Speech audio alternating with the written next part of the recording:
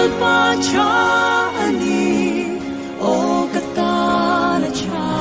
ani kapong te tuangi lang lo ma se hey ka shereng min en kol chi min mangai tu ani ke kata ya lalpa cha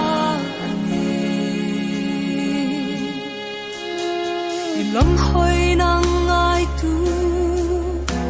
i hoi san ngai lo va i mu tir chin i ngai sak zia i ti sang an soi chi i be say tu re nei lo hi lal pa i lam ka hui nang ma sau an ni kan be say mei en